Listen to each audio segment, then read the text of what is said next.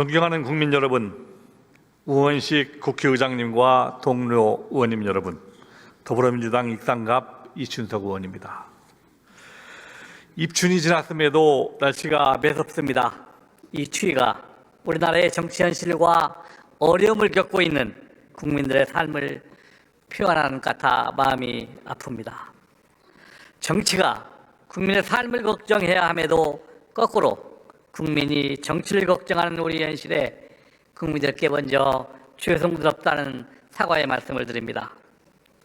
헌법 소호의 책임을 져야 할 대통령이 총칼로 무장한 군인을 동원하여 국회와 중앙선거관리위원회를 점령하는 내란을 일으켰고, 반성하기는 거쳐 사법 절차를 무시하고 헌법재판소 공정성에도 시비를 걸면서 자신의 지지자를 선동하는 내란 상태가 지속되고 있습니다.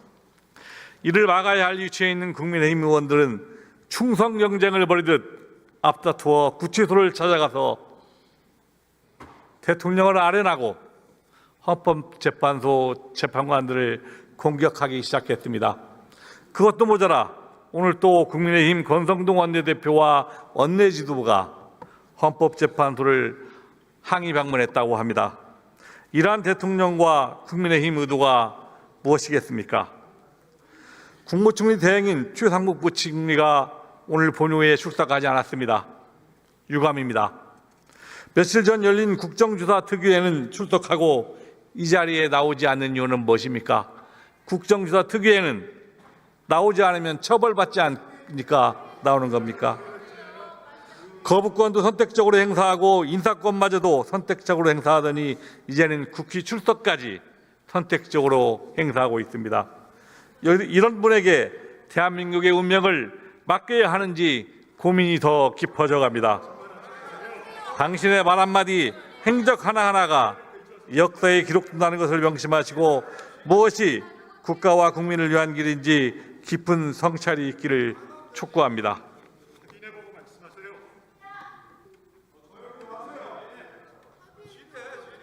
법무부 차관 앞으로 나오십시오.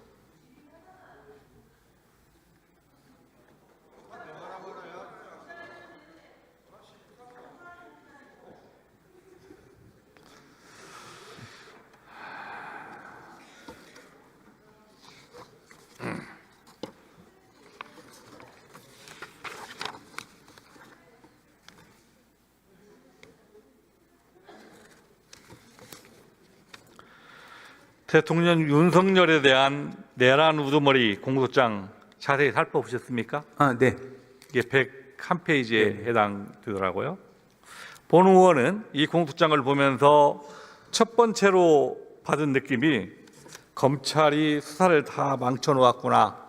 쉽게 갈 수 있는 길이 있는데도 어렵게 갔구나 하는 생각이 들었습니다.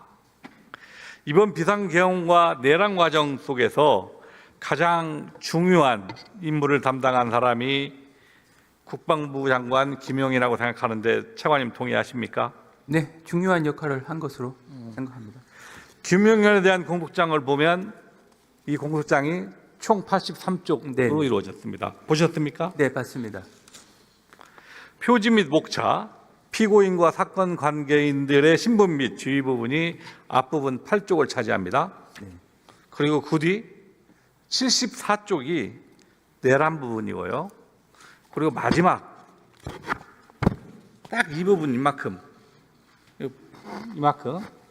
이 직권남용 권리 행사 방해죄 부분입니다.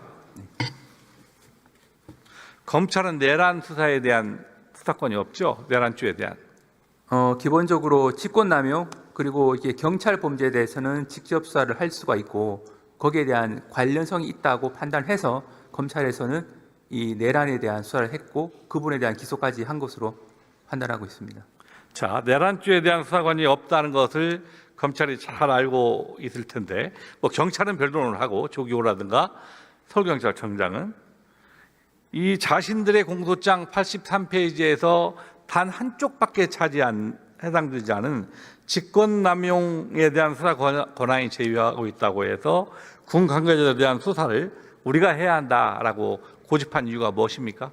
기본적으로 검찰은 직권남용에 대한 수사도 할 수도 있고 또 한편으로는 경찰 이 간부에 대한 수사도 할 수가 있습니다. 그래서 경찰청장, 서울지방경찰청장에 대한 수사를 적법하게 개시를 했고 그것을 기본 범죄로 한 사항에서 내란 범죄는 관련 범죄로 수사를 할 수 있다고 검찰은 판단한 것으로 알고 있습니다. 제가 질문할 때 경찰을 물어본 것이 아니라 군 관계자들에 대한 수사를 한 걸 물어본 겁니다. 나머지 군 관계자들은 공소장을 보면 다 이런 식으로 돼 있거든요. 자, 또한 이번 내란 영역에 동원한 여러 장비들이 나옵니다. UH-60 헬기, 장갑차, 소총 등. 여기에서 가장 중요한 장비 하나만 딱 들자면 저는 연락할 때 사용했던 비화폰이라고 생각합니다. 이 비화폰은 대부분이 다 대통령 경호처에서 지급한 것입니다. 이 경호처에서 지급하는 비화폰은 데이터의 송수신 내용이 철저히 암호화되어 있어서 서버에 접근하지 못하면 복구하더라도 분석할 수 없도록 설계되어 있다는데 맞습니까? 네, 그런 것으로 알고 있습니다. 이것은 거꾸로 비화폰을 운영하는 서버에 접근할 수 있다면 비화폰을 누가 사용했고 언제 사용했고 그 내용이 무엇인지를 쉽게 밝힐 수 있다는 것이죠. 네, 그런 기술적인 부분은 좀 더 살펴봐야 될 것 같긴 합니다만 기본적으로는 큰 틀에서는 많은 말씀. 네, 차관님, 경찰청 특별수사단이 1월 19일에 김성훈 대통령 경호처 차장에 대해서 윤 대통령의 1차 체포영장 집행을 저지한 혐의 특수공무집행장으로 구속영장을 청구했는데 서울 서부지검은 1차 체포영장 집행 당시 현장 체증 기록이 있고 재범 우려가 없다며 구속영장 청구를 하지 않았죠. 맞습니까? 네, 그렇습니다. 그런데 김성훈은 대통령 관저 2차 체포 집행 시에도 체포영장 집행을 저지했습니다. 그 뒤 1월 24일 특수부는 김성훈 차장의 범죄 행위가 충분히 소명되었고 증거인멸 우려가 있다고 영장을 재신청했는데 이미 재범을 저지른 김성훈에 대해서 검찰은 또다시 보완 수사를 요구하며 구속영장을 반려한 사실이 있죠. 네, 그렇습니다. 경찰의 영장 신청에 대해서 검찰이 법원에 영장을 청구해서 기각이 되는 것은 변론으로 하더라도 두 번 모두 영장 자체를 법원에 청구하지도 않고 반려 처분하는 것은 쉽게 납득이 안 가는데 어떻게 설명하시겠습니까? 네, 당시 경호청 차장에 대한 영장 범죄 사실은 크게 보면 공무집행 방해 혐의가 한 가지가 있고 또 한 가지는 직권남용 인사권 행사 부분인데 두 가지 부분에 대해서 법리적인 측면에서 보완할 부분이 있다라고 담당 검사는 판단한 것으로 알고 있고 그리고 당의 혐의 사실에 대한 구속영장을 기각한 거는 당의 범죄 사실 자체에 대한 증거 인멸 우려가 있다고 판단하지 않은 것으로 보이고 지금 언론에서 나왔듯이 다른 증거 인멸했다고 하는 그 부분은 영장이 기재된 혐의 사실 외에 다른 혐의에 대한 부분이라서 담당 검사는 그 부분을 좀 엄격하게 판단하는 것으로 생각하고 있습니다. 그런데 그 뒤 밝혀진 사실을 보면 특수본에서 김용인 국방부 장관에 대한 압수수색 영장을 검찰에 청구하자 검찰의 고위 간부가 김용현 국방장관에게 비화폰으로 전화를 걸어서 통화한 사실이 있다라고 하는데 맞습니까? 네, 그 부분은 담당 고위 간부가 나와서 그 부분을 설명하고 그리고 전화 통화를 한 바로 다음 날 김용현 국방장관은 특수본의 수사이 좁혀오자 검찰에 자진 출석가 있죠. 네, 당시 대검 간부가 이 소환을 하기 위해서 연락을 한 것으로 알고 있고 그에 따라서 자진 출석한 것으로 알고 있습니다. 이 검찰 고위 간부 누구입니까? 대검 차장검사 이진동 검사입니다. 지난번에 본인이 이 부분을 충분히 왜 통화하셨다고 합니까? 기본적으로 그 김영원 전 장관이 연락이 안 되고 해서 담당 이제 검찰 특수본이 구성된 이후에 이 소환 조사를 해야 될 사항인데 연락이 안 되는 상황이 벌어졌습니다. 그래서 대검 차장이 연락처를 받아서 그 연락처로 통화를 했는데 그 이진동 차장검사 이야기로는 그 상대방이 전화한 그 휴대폰이 비화폰이라는 사실은 몰랐다라고 하고 있습니다. 본인은 몰랐다? 예, 본인은 비화폰이라고 하는 것은 사실 알 수는 없거든요. 상대방이 어떤 휴대폰으로 전화를 했는지 여부는 알 수는 없으니까. 그 당시에 그 수사를 해봐야 알겠지만 이 김용현이 사용했다는 비화폰 또 저는 차장이 통화했다는 그 비화폰 외에도 분명히 누군가 숨겨야 할 비화폰의 사용자가 있었을 것이라는 생각을 합니다. 이에 대한 수사의 필요성이 있다고 보이는데 수사하시겠습니까? 그 부분은 앞에서 경호처 차장에 대한 구속영장은 기각했지만 관련 사건에 대한 압수수색 영장을 청구를 해서 필요한 범위 내에서 이 자료는 받아서 분석 중에 있는 것으로 알고 있고 위원님께서 말씀하신 부분까지 다 수사팀에서 참고할 것으로 생각하고 있습니다. 지금 방금 말씀에서 차관이 비화폰인지를 모르고 본인은 일반 폰으로 전화했다라고 하는데 그 사실입니까? 예, 본인은 그렇게 이제 상대방 본인이 주장하는 겁니까? 예, 그렇게 진술하고 있는 것으로 알고 있습니다.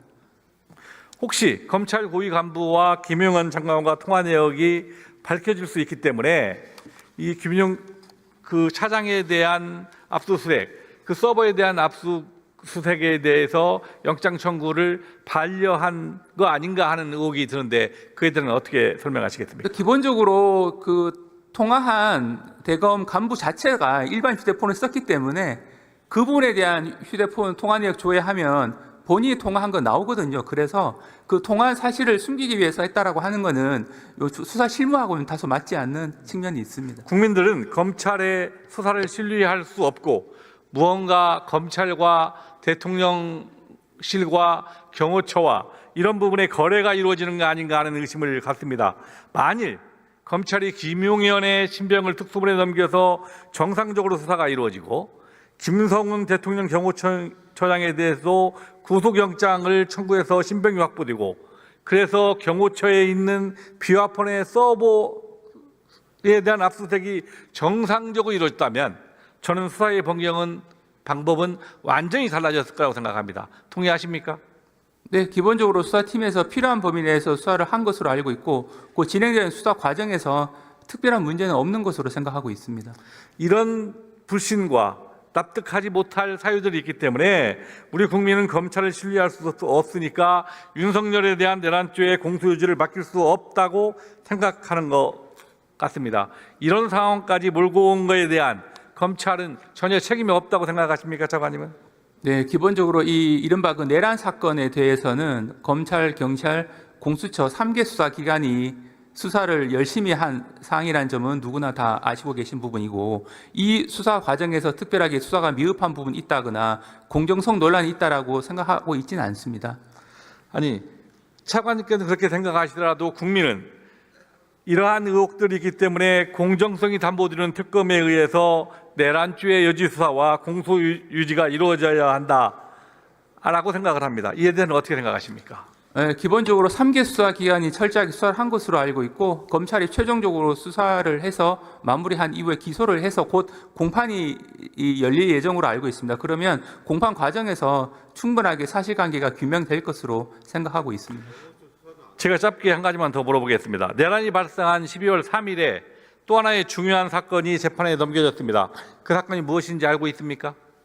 12월 3일 날. 12월 3일 날 뭐 명태균 관련된 사건을 예, 명태균 사건이 재판에 넘겨진 날이 12월 3일입니다. 이에 대한 수사 보고서가 있는데 그거 보고 받으셨습니까? 네, 그 11월 4일자 작성된 수사 보고서는 당시에 보고받지 못했고 언제 보고 받았습니까? 저희는 별도로 보고받은 사실은 없고 뉴스타파에 보도된 이후에 그 보도 내용을 보고 그 수사 보고서의 구체적인 내용을 알게 됐습니다. 그 전까지는 보고받지 못했습니다. 그러면 검찰이나 이런데 해당 보고서가 대통령실에 보고가 됐다면 언제 됐는지 알고 계십니까? 일단 기본적으로 법무부는 수사팀에서 관련 내용을 전혀 보고받지 않았기 때문에 수사 보고서 관련돼서 저희가 용산에 보고했다고 하는 건 있을 수가 없는 일이고 그 외에 다른 방식으로 했는지는 저희는 알 수는 없습니다. 그런데 저희가 알기로는 해당 그 수사 기관에서 그 수사 보고서 내용 자체를 다른 상부에 보고했다고는 생각하고 있지는 않습니다. 전혀 안 했을 거다 생각하시는 겁니까? 네, 그건 저희가 확인하셨습니까?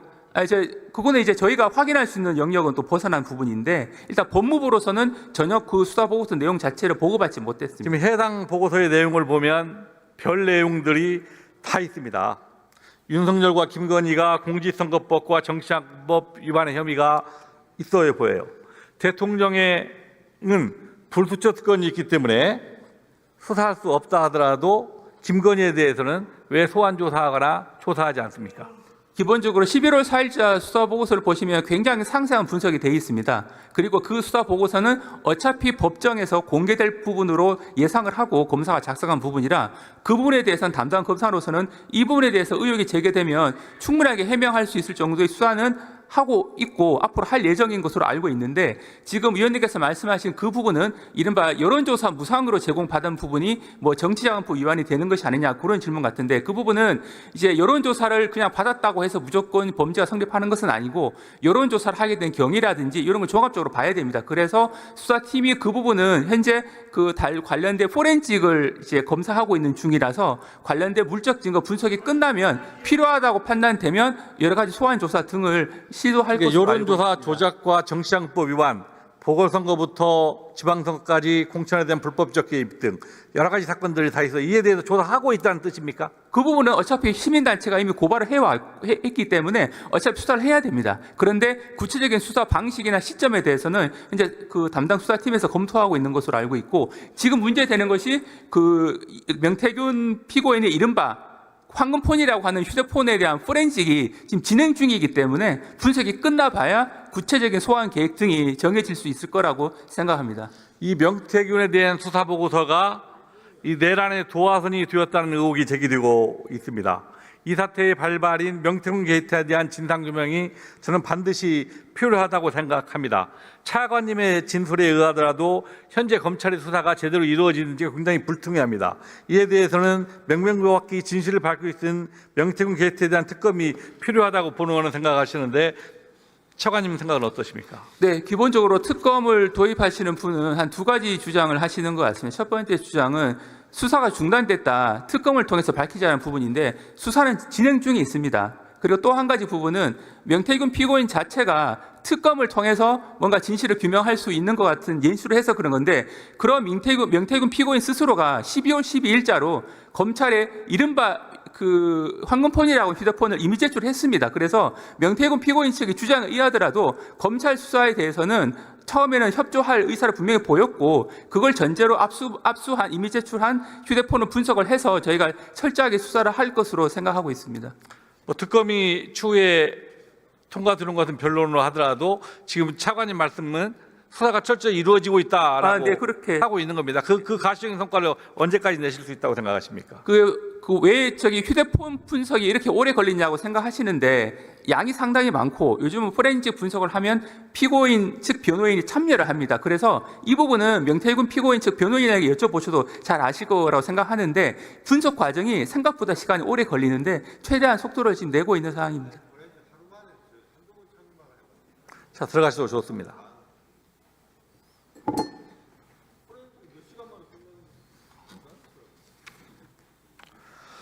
어제 권성동 원내대표가 지금의 국정위기 발자는 이재명이고 민주당이라고 강변했습니다.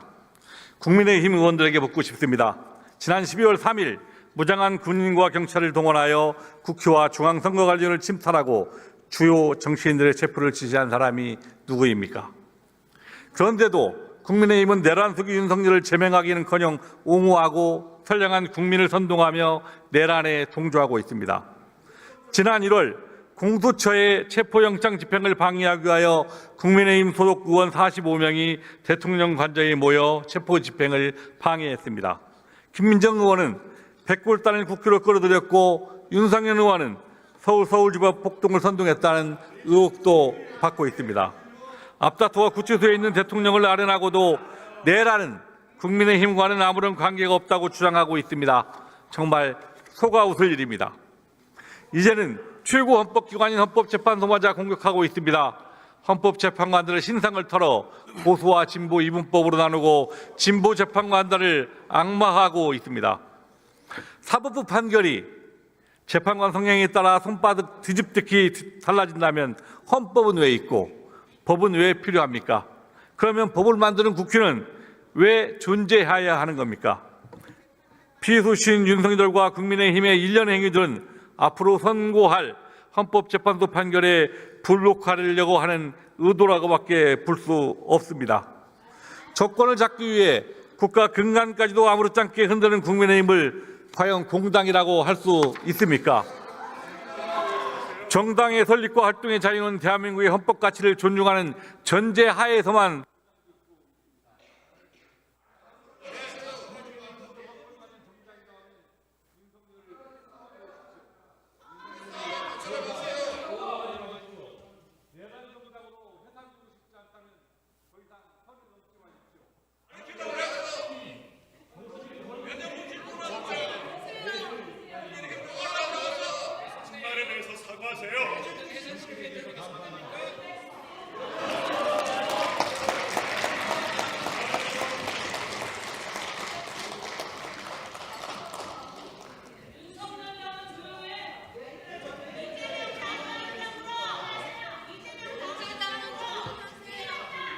자, 이제 조용히 하시죠.